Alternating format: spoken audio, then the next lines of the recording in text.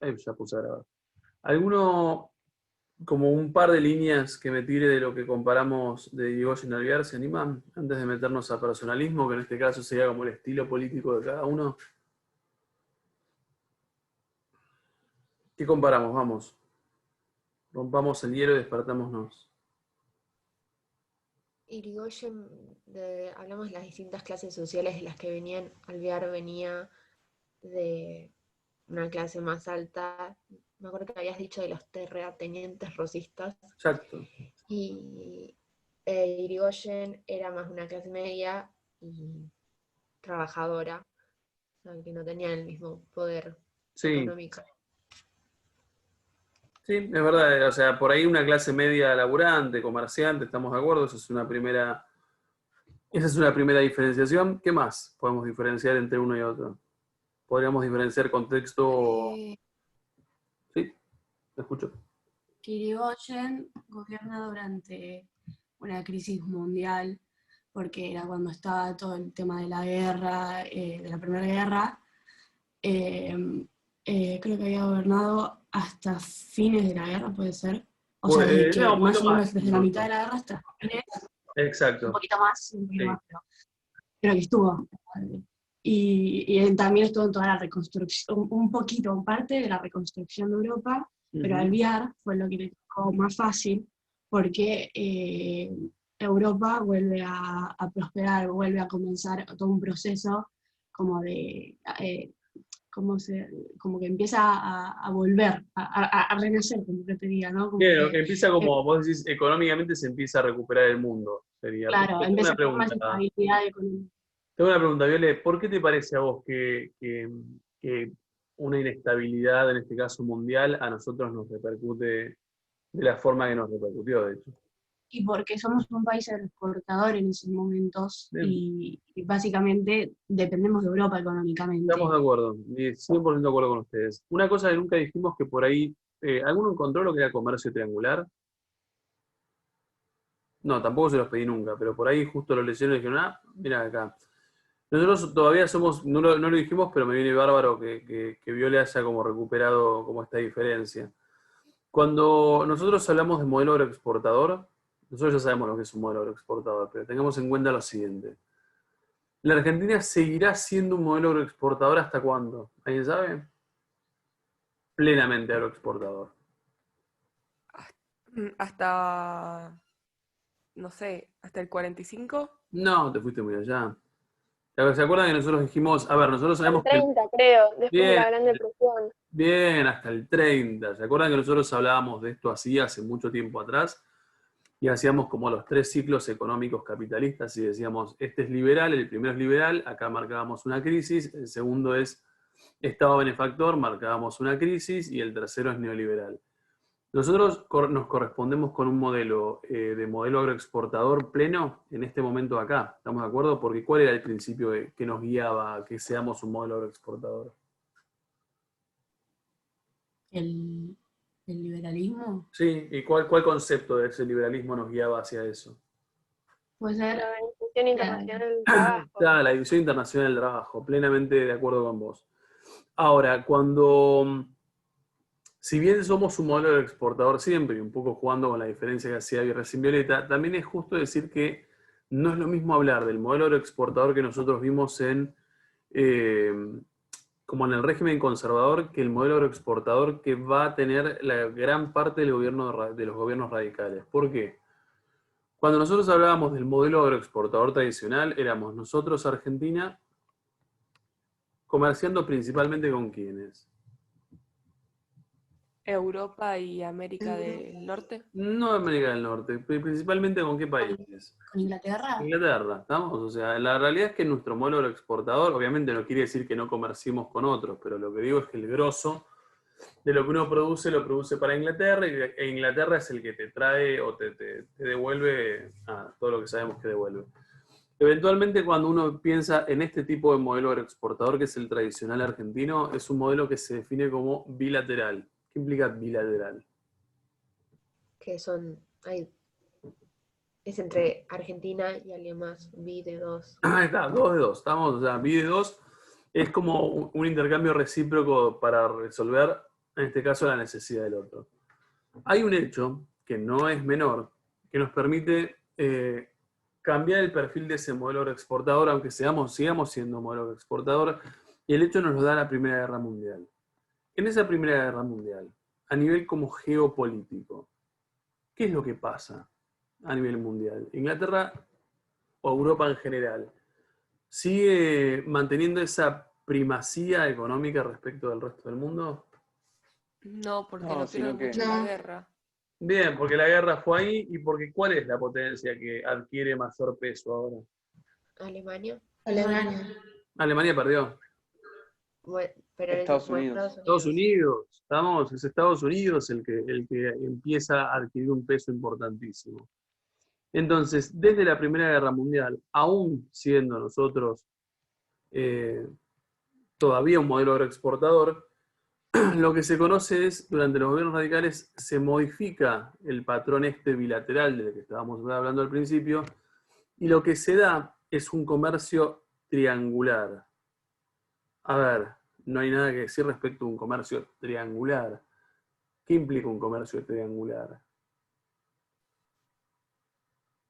En este caso, entre tres países. Tal cual, y de hecho si nosotros lo visualizamos como en un mapa, es literalmente triangular, ¿no? Digo, pensemos que tenemos Estados Unidos, Inglaterra y Argentina en el sur, de tres países. A ver, Argentina eventualmente seguirá vendiendo la mayor parte de sus productos a Inglaterra, porque de repente Estados Unidos no necesita la materia prima o necesita poco de la materia prima que pueda tener Argentina. A ver, ¿por quién están compitiendo en ese comercio triangular? A ver, entrando Estados Unidos a la escena política. ¿Qué va a pasar con la cantidad de producción o la cantidad de comercio, sí, de productos que Inglaterra naturalmente nos brindaba a la Argentina? Se va a dividir. Se va a dividir, ahí está. Entonces, ¿qué va a haber? Un poco producto de Inglaterra, un poco producto de Estados Unidos. Y entre ellos lo que va a haber progresivamente, siempre en buenos términos, esto no es un conflicto ni mucho menos, es una rivalidad por hacerse de mercados, en este caso argentinos, digo, pero de hacerse de mercados periféricos. Estamos gradualmente, ¿hacia dónde se va a desbalancear esto? ¿Hacia Estados Unidos? Hacia Estados Unidos. Estamos, digo, de hecho, la historia del siglo XX es la historia de Estados Unidos siendo como la primera potencia que, no sé, que impone todo. Si uno se pone a pensar, ¿qué impone Estados Unidos? Pensemos hoy 2020. Hoy todo. Todo. Pero el todo es muy amplio. A ver, ¿dónde te das cuenta de Estados Unidos hoy? Vos, hoy Inglaterra 2020. Bueno, a nosotros nos impone la economía. Sí, pero también es muy amplio. ¿Dónde ven presencia Estados Unidos? ¿En el comercio? Sí, pero ¿en dónde? A ver, ¿en qué tipo de conductas? Igual así todo, por ejemplo, nosotros somos bastante... A ver, Argentina somos bastante distantes de Estados Unidos. Por lo tanto, a veces es difícil encontrarlo, pero entiendo que está. ¿Dónde ven ustedes presencia de Estados Unidos? Porque Sí, presencia en de general Inglaterra... las grandes empresas, muchas son de Estados Unidos, Ujú. y repercuten bastante en las periferias. Estoy de acuerdo. En el caso, a ver, por ejemplo, las grandes empresas, estoy pensando, ¿cuál es una gran empresa, una gran cadena norteamericana que está acá? McDonald's. McDonald's. A ver, McDonald's es yankee, pero emana yankee por todos lados. Las formas, cómo te lo venden. Uno por ahí en Argentina no se da cuenta, repito, porque estamos muy, muy lejos, pero en realidad la presencia de Estados Unidos a nivel económico en América Latina es enorme. Estamos, incluso mientras más próximo te vas al país, digo, se nota muchísimo más. En lugares como, no sé, El Salvador, por ejemplo, que son lugares sumidos en un nivel de pobreza indigna, de repente tienen todas las cadenas como sofisticadas no me sé nunca cómo se llaman las donas que están buenísimas. Dunkin' Donuts. Ahí está. Las tenés, o sea, a ver, tenés por todos lados esas cadenas, tenés Pizza Hut, o sea, son grandes shoppings con un montón de cosas a un precios elevados, porque de repente el salvadoreño no lo puede comprar, o al menos el salvadoreño medio, ¿no? No lo puede comprar. Y sin embargo te encontrás que es todo, vos vas a comer algo autóctono y hay poco autóctono porque está todo bastante norteamericanizado. Pero bien, a ver, ¿qué es lo que me importaba de esto? Porque nunca lo habíamos dicho y justo me vino perfecto en base a lo que nos decía Violeta. A ver, el comercio, a ver, el modelo exportador se mantiene, sí, claramente se mantiene, ¿estamos? O sea, no estoy diciendo que no. Estoy diciendo que en realidad es justo decir que después de esta guerra mundial, o sea, del 14 al 18, lo que uno tiene es un modelo exportador diferente, ¿estamos? Y acá uno encontraría, un poco lo decía recién Juliana, el origen de este como paso hacia un Estados Unidos cada vez más preponderante en lo que es comercio con Argentina. Bien, esto lo decía Viola en función de la conflictividad, estoy ordenándome. En relación a la conflictividad social, se entiende que por todo lo que nos dijo Violeta y porque seguimos siendo un modelo exportador, la gestión más conflictiva o la que presenta más dificultades socioeconómicas, ¿cuál es? De los dos que vimos. La Irigoyen. Irigoyen, bien. Y ese Irigoyen dijimos que, ¿cuál es la actitud que tiene frente a esa mayor movilización social? No, no se junta a dialogar o a hablar o negociar. ¿Con nadie? Depende. Depende, Claro. ¿de qué depende? De cuánto sirve el rubro en la economía. Bien, la importancia del rubro económico, o sea, si era el modelo exportador, sí, porque le convenía, porque una pérdida económica muy grande, si no. ¿Qué más? ¿De qué otra cosa dependía? ¿Es anarquista o no? Bien, de su orientación como política, si era anarquista no, al anarquista no, al socialismo tampoco, al sindicalismo sí. Y por último dijimos que había algo internacional que era relevante.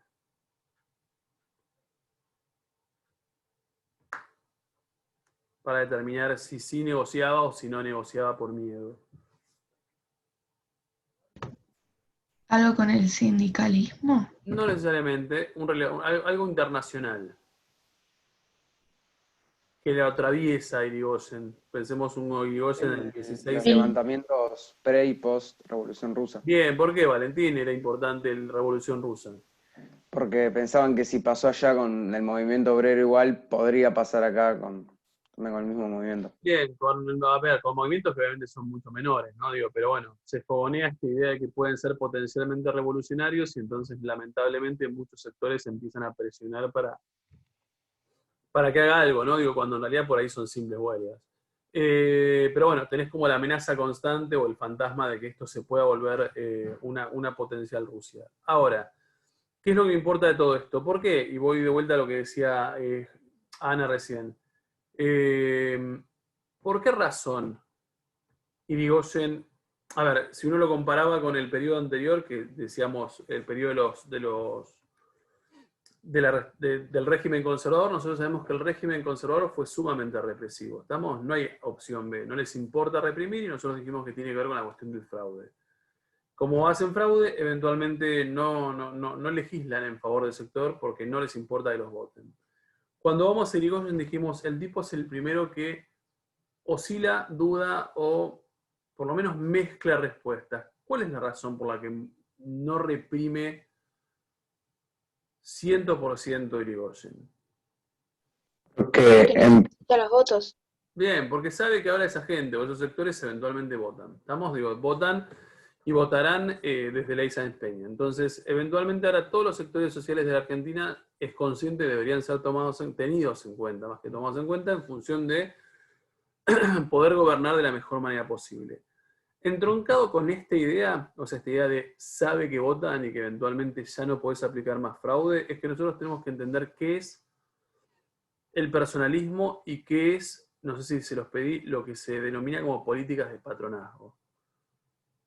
¿Alguien lo encontró? Antipersonalismo nos pediste, me parece. Y bueno, igualmente antipersonalismo y personalismo son como dos caras de una misma moneda. ¿Patronazgo no les pedí? Sí, sí, Ah, lo habías pedido. bien, ¿alguien está en condiciones? No había mucho. Tampoco es mucho, pero es como pasar que es más de lo que uno supone. ¿Qué es patronazgo?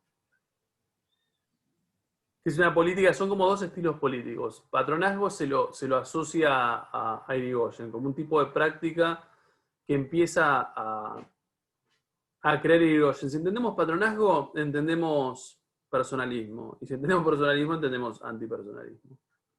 patronazgo no era que se dan como cargos públicos a los que serían como los militantes o la gente que está en las marchas y para que puedan tener un ascenso social y eso de como, Sí, no sé si como frene esas movilizaciones, pero cuando gente que esté en contra de él esté en el poder, la gente va a no tener esa necesidad de levantarse en bien, a contra. ver, sí, es una muy buena aproximación a patronazgo.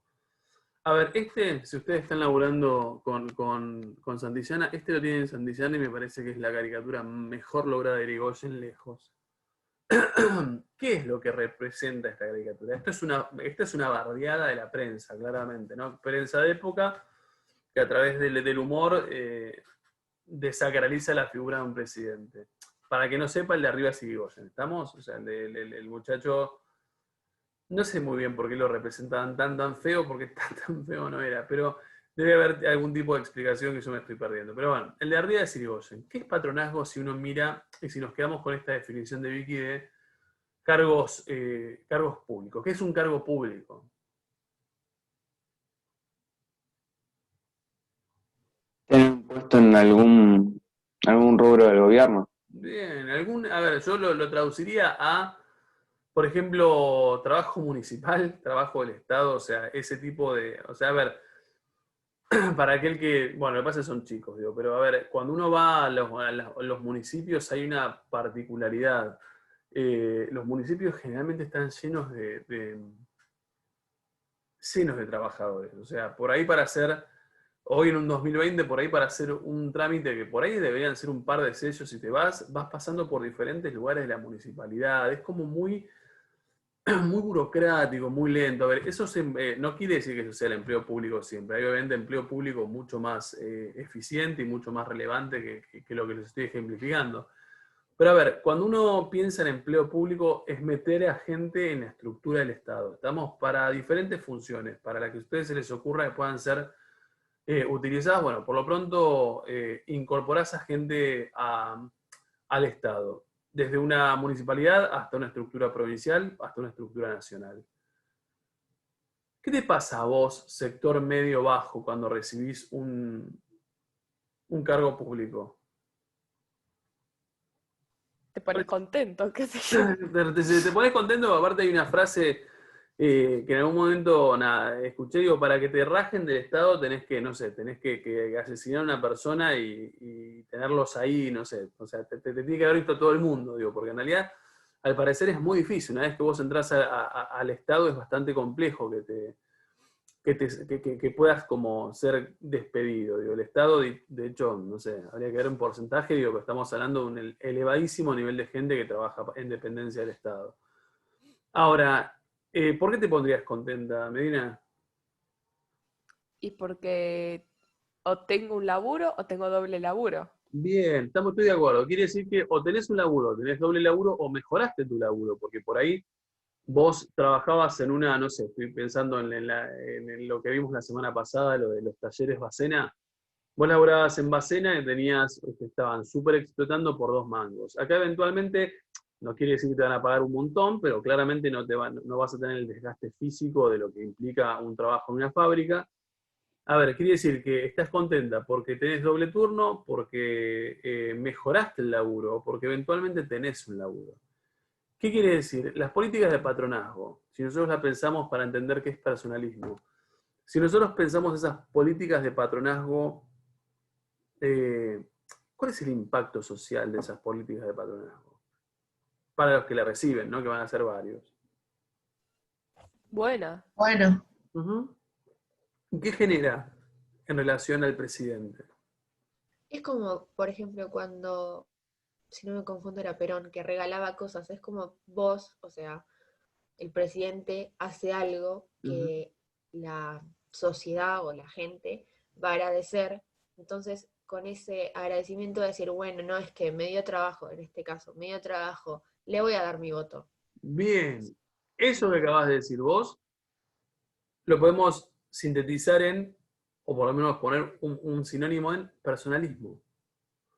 A ver, ¿qué les parece que es personalismo y por qué? A ver, por más que no lo hayan buscado, lo pueden deducir en base al término o al concepto, porque es como bastante transparente, personalismo. ¿Qué les parece que es personalismo y cómo lo pueden relacionar con políticas de patronazgo y, obviamente, Irigoyen? Porque el personalista acá es Irigoyen, o al menos así lo van a caracterizar. Yo encontré que era como, en vez de seguir, no importaba mucho las ideas que tenía, la ideología que tenía como el partido, sino que era más seguir al líder, o sea, a la cabeza de como lo que sería un partido político. Bien, O sea, es Sí, como había, exactamente eso. Sí, Maya. como había varios roces ya desde antes en el radicalismo, entonces como la oposición, que sigue siendo radical, pero a Irigoyen como que lo acusaba de eso, ¿no? De poner, de subordinar los intereses del partido y poner primero los suyos y que lo voten a él. Bien. Estamos recontra de acuerdo, muchachos. Quiere decir que lo están entendiendo. A ver, cuando nosotros pensamos borro esto, pensamos en personalismo y antipersonalismo, lo que nosotros tenemos que entender, pensemos que acá está Irigoyen, acá está el origen de Alvear, y acá en el 24, Alvear hasta el 28, ¿no? O sea, esto es Alvear, esto es Irigoyen, Alvear. A ver, acá en el 24 se produce un quiebre entre Unión Cívica Radical, personalista y antipersonalista. A ver, ¿por qué les parece que se quiebra la Unión Cívica Radical? ¿Qué Porque dijimos? Sí, ¿qué la dijimos del primera, componente? Dale, dale. esa es una, no sé, te digo nomás. Porque las ideas están tan divididas, o sea, que empezaron a haber conflictos entre ellos. Yo estoy de acuerdo con vos. Ahora, las ideas están tan divididas. ¿Por qué? Porque ¿cuál es la composición social de la Unión Cívica Radical, dijimos? Es Porque era un grupo re heterogéneo, estaba Bien. lleno de diferentes partidos. Era un O, grupo muy heterogéneo, muchos sectores sociales que lo único que les importaba en el momento del 16 era derribar al régimen conservador, pero no por eso estamos de acuerdo que los tipos tuviesen una misma línea política o económica o social. De hecho, el ejemplo de Irigoyen y de Alvear eran un ejemplo claro. Ahora, en 1924, gobierno de Alvear, se quiebra ese gobierno, perdón, se quiebra ese partido y se forma Unión Cívica Radical personalista y antipersonalista.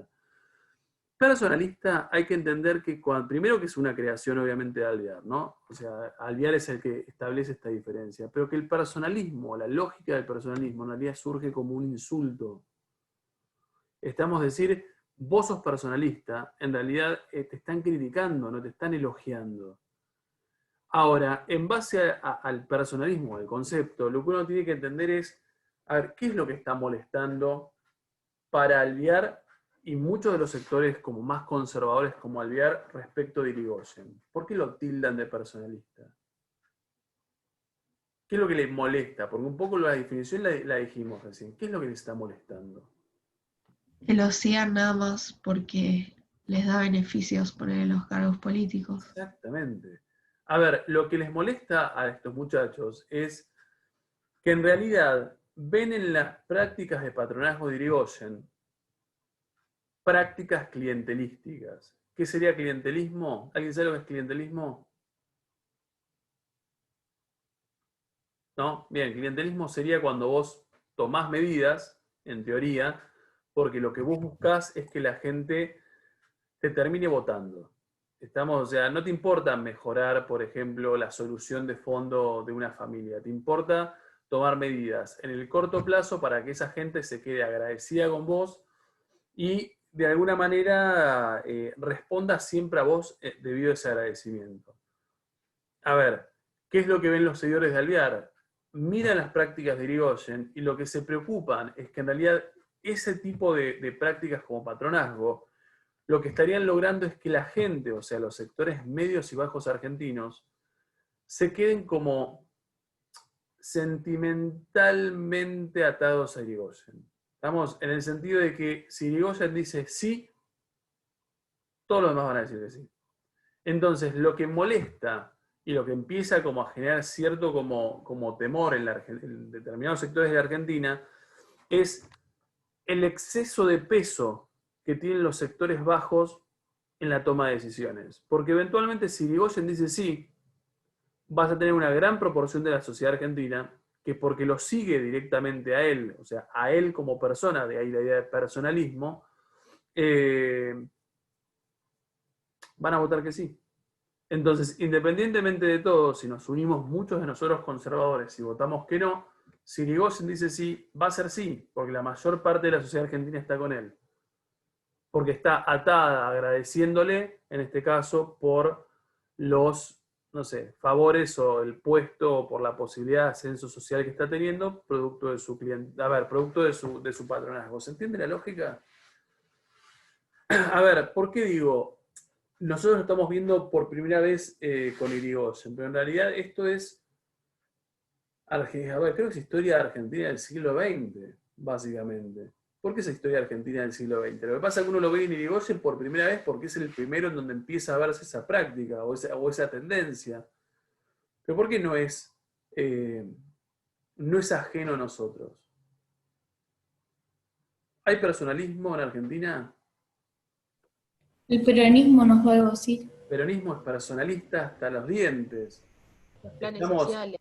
¿cómo, por más que vos no sepas, Mora, te hago una pregunta, por más que vos no sepas por ahí sí sabes, digo, pero nosotros de repente en historia, obviamente peronismo para el año que viene. Digo, pero por más que uno no sepa en profundidad peronismo, ¿cómo te das cuenta que el peronismo es personalista? Porque Perón fue el que le dio los derechos a todos los trabajadores, tipo, sacó todas las leyes, las vacaciones, te das cuenta que les quiere dar beneficios. Totalmente. Ahora, ¿y cómo te das cuenta que el partido es personalista? Y porque lo hace a través de tipo sus mecanismos de Estado.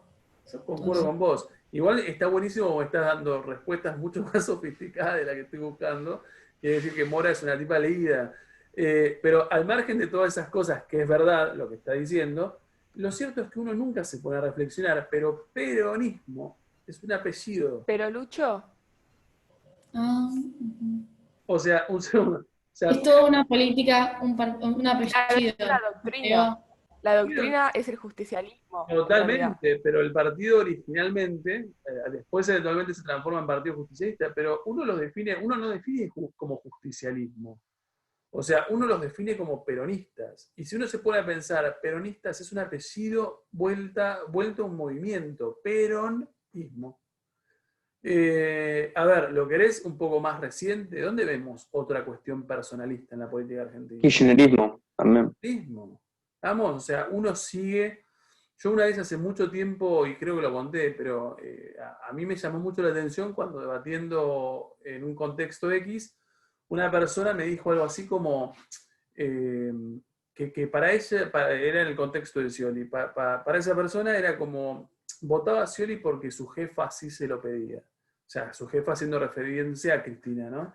A ver, que eventualmente votás lo que querés votar, digo, pero me acuerdo que cuando me topé con esa respuesta fue un poco fuerte, porque dije, bueno, entonces quiere decir que es tal el nivel como de personalismo que eventualmente vos, que sos un votante, lo que haces es elegir a alguien en función de lo que tu jefe te está diciendo. Y algo así me terminó diciendo como, si mi jefa me dice que vote una vaca, la voy a votar. Y yo dije, wow, está, pum, pum.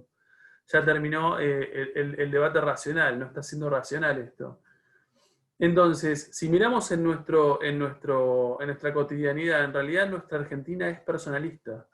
Y el personalismo, a ver, por ejemplo, pienso, bueno, me pasa que es un poco adelantarse, digo, pero la única elección en la que el peronismo perdió fue en el 83. Y una de las tantas razones por la cual el peronismo perdió es porque Perón había muerto antes, y porque había un golpe de Estado en el medio, porque no pudieron reorganizarse, y en consecuencia llegaron a las elecciones del 83 sin un candidato fuerte, ¿no? Un tipo que reemplazara la figura de Perón. Pero la Argentina es personalista. El tema es que nosotros recién ahora con Irigoyen podemos empezar a ver una primera experiencia de estas características. También es verdad que por ser personalista le va a ir como le va a ir. De hecho, cuando uno mira el contexto electoral, o en este caso los años de gobierno radical, uno sabe lo siguiente. A ver, este muchacho es el personalista, dijimos, Este es el antipersonalista. Ahora, si acá en el 22 hubiese podido candidatearse Irigoyen, ¿qué hubiese pasado? Ganaba. Ganaba, pero por distancia, ¿estamos? O sea, pero ganaba por afano. No pudo haber una reelección porque obviamente no existía en ese momento en la Argentina la posibilidad de ser reelecto inmediatamente. De hecho, siempre pensamos, fíjense, no sé si en algún momento se dieron cuenta, digo, pero en este periodo los años de gobierno son 6. ¿Estamos? Entonces imagínense que una reelección con 12 años de un mismo tipo es demasiado. Ahora, lo cierto es que una vez que aparece Alvear y todo lo que ya dijimos, lo cierto es que por acá, obviamente, va a empezar a haber una nueva campaña electoral en función de ver quién va a reemplazar a Alvear. Y lo cierto es que es obvio quién va a reemplazar a Alvear. Estamos, a ver, nadie, siendo contemporáneo del proceso radical, podría llegar a dudar que en el 28 el que va a ganar es quién. Irigoyen. Vamos, si entendemos esta idea de personalismo, esta idea de prácticas de patronazgo, el respaldo que está teniendo los sectores medios y bajos, cuando se abren las elecciones en el 27, 28, es obvio que nos vamos a topar con un segundo gobierno de Irigoyen. Porque lo hubiese sido si hubiese podido candidatearse en el 22. Ahora, algunos historiadores que se dedican fuertemente a estudiar esta parte, lo que dicen es que desde el momento en que Irigoyen gana, o sea, acá en el 28, ya empieza a haber como agrupamientos, por decirlo de alguna forma, o sectores que empiezan a pensar, che, a este tipo no lo podemos sacar de encima, ¿cómo lo sacamos de encima? ¿Y cómo eventualmente se lo sacan de encima? Golpe de Un Estado. golpe de Estado. Golpe de Estado. Vamos, y obviamente en este golpe de Estado, que es el primero de la historia argentina, que tiene como protagonista en este caso Uriburu y un montón de otros sectores, ¿quiénes les parecen que van a estar detrás de este golpe de Estado? ¿Quiénes han perdido el poder y lo buscarán reencontrar después? La élite. Ahí está, la élite que perdió el poder acá. Quiere decir que muchos de estos sectores que han perdido el poder desde el régimen conservador encontrarán en ese golpe de Estado un momento de vuelta. ¿Estamos de acuerdo? ¿Se entiende el proceso? ¿Todo el mundo llegó? ¿Sí? ¿Seguro? ¿Lucho? Sí. Perdón, pero Dale. en realidad todos los gobiernos son personalistas. Porque tipo, ¿cómo sos antipersonalista? Eso iba a decir, yo encontré que el gobierno como el que actual, que le seguiría al antipersonalismo, es el NOS, el de... Ay, ¿cómo se llama? Este señor que estuvo en las elecciones en 2019. Centurión. Centurión. Ah, Centurión. Bueno, ahí sí. Como que sería el... Pero después todo el resto, Fernández, Macri, todos son En personalistas. realidad, eso está bueno, está buenísimo lo que preguntan. A ver, yo creo que en realidad, por eso decía, la historia del siglo XX de Argentina, y XXI también, es de personalismos. El problema es que previo a esto, no hay personalismo.